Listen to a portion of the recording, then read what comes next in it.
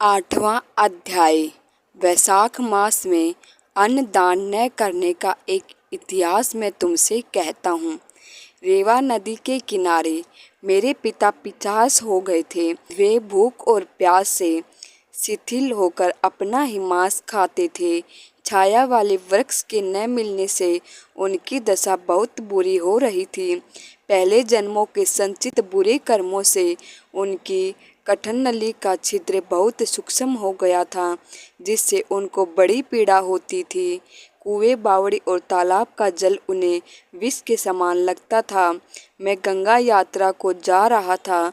उस समय रेवा नदी के किनारे पहुंचा तो मैंने यह अद्भुत दृश्य देखा कि सेमल के वृक्ष के नीचे बैठा हुआ एक पिशाच अपना ही मांस खा रहा है और प्यास के मारे बुरी तरह चिल्ला रहा है।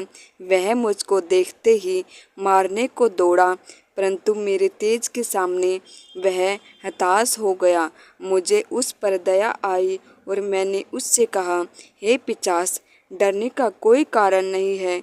मुझे बताओ, तुम कौन हो? अपना सब वृत्तांत कहो।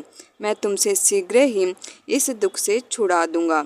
वह नहीं जानता था कि मैं उसका मित्र हूँ। वह कहने लगा, हे महात्मन, आन्ध्र देश में भूराख्य नामक एक नगर था। उसमें मैं संस्कृति गोत्र में उत्पन्न हुआ और मेरा नाम मैत्र था। तप, दान और यज्ञ में मेरी बड़ी श्रद्धा थी।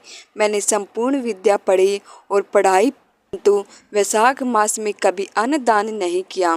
मेरे विचार से इसी कारण यह पिशाच योनि मिली है और कोई कारण दिखाई नहीं देता।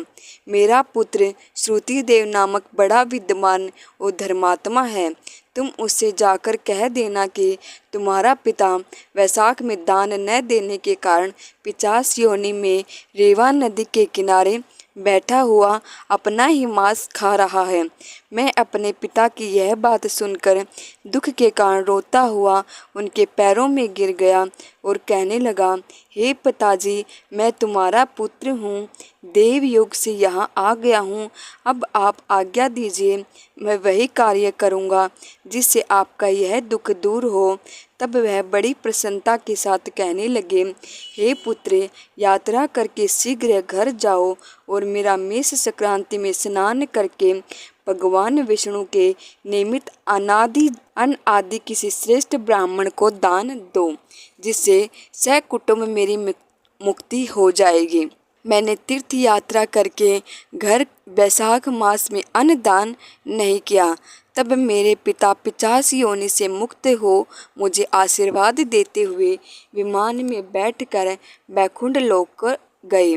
सो हे राजन, मैं तुमसे धर्म का यह सारभूत कहा। अब तुम्हारी क्या सुनने की इच्छा है?